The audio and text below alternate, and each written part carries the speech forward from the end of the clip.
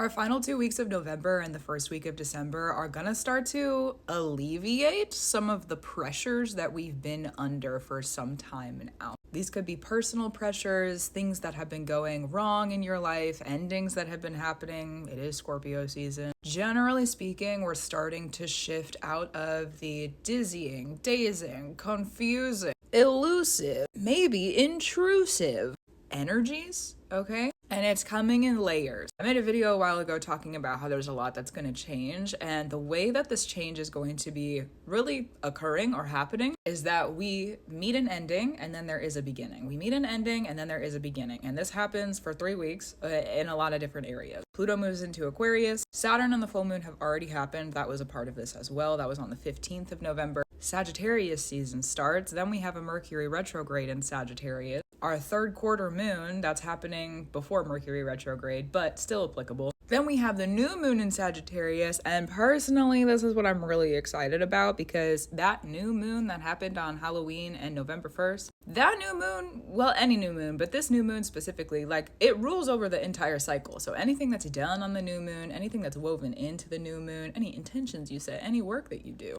this moon cycle for myself has been exhausting. It's been exhausting. I'm tired. And I don't normally feel that way with moon work. I don't normally feel that way with like us moving through the cycles and moving through. It is though. That's where we're at. And this is in part due to this is the first Scorpio season with the full moon in Taurus that hasn't been in the energy of the eclipses for like several years now.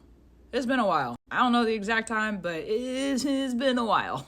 Get me off this ride. The new moon in Sagittarius will do that. I am grateful for this moon cycle because it has been necessary, and the work, it works when you do it, and there's work that has needed to work in this moon cycle, and also I want this work to be done. I would like to be able to move on very soon. So that new moon in Sagittarius, December 1st, that's going to be a big shift as well. Then towards the end of the week in December, okay, we have Mercury is Cazimi with the sun, which it happens sometimes in Mercury retrogrades. It happens sometimes with Mercury. Mercury like passes over the sun and passes back and passes over the sun. That's just its pattern. But we have that going on. Mars is going to start its retrograde, and then we have Neptune going direct on the same day that there's a Venus conjunct Pluto in Aquarius. Oh my gosh, it's so much. So much. And then there's the first quarter moon in Pisces like right after that. So with all the major endings that are happening, understand there's a new beginning somewhere. And with some of these, not all of them, but with some of them, especially the ones that have to do with Pluto and the ones that have to do with Scorpio season and the closing of that moon cycle before we get to the new moon in Sagittarius. Honestly, quite frankly too, the Neptune going direct, and then we have the Venus conjunct Pluto like that day also. Some of the stuff that's happening is not gonna make any sense.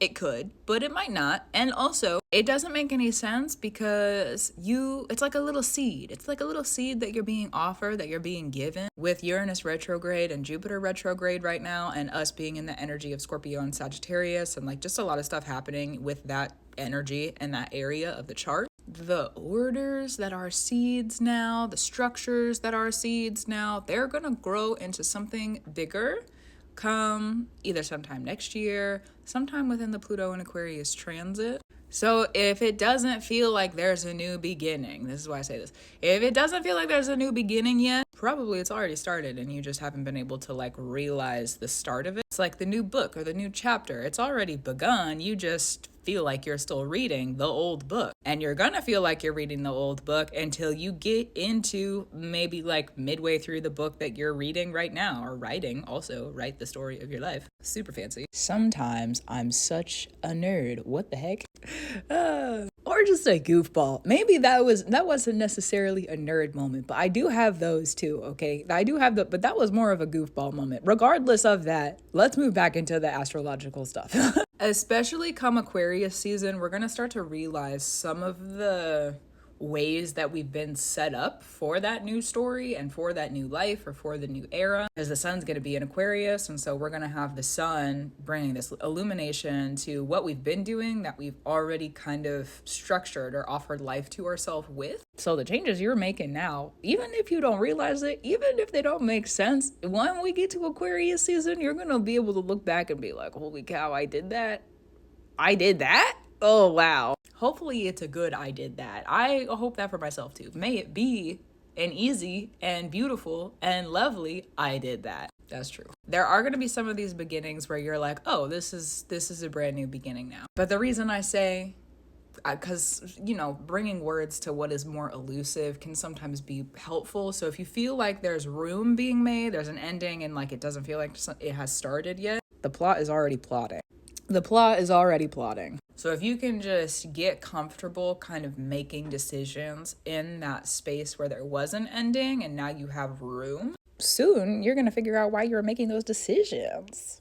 Thanks, Aquarius season. Actually, looking at the calendar, Aquarius season is about to be interesting. More on that another time. Gratitude, reverence, and love to you. Keep doing what you need to do. Keep up your brew. And write the story you want to. That's really what we're being offered right now. Is like, did you do all this work to get rid of all the stuff you don't like and doesn't work for you? Did you do all that work to just not write a new story? No. So go write a new story. Go have fun. Go in the direction that feels like you need to be there and that you want to be there, We have a beautiful opportunity for a very new beginning. And one of the things too with Pluto that I've been practicing is like, even when it sucked, even when it was terrible, I'm still grateful for those moments because it showed me power. It showed me who I am. It also allowed me to set up a story and a trajectory. That's going to be more Pluto and Sagittarius. Okay. So just clarity on that one for generational placements because of the directional shoots and shots of Sagittarius and Jupiter. But being grateful for even the hardship, that's when the hardship no longer has a grip on you. Oh, I can let this go now? Thank goodness. Oh, I'm grateful for that horrible thing that happened to me. Perspective. Luck is a neutral thing. That's true. Anyways, that's it. My videos have been longer recently. Let me not drag this one out. Also, I'll talk to you soon. Bye.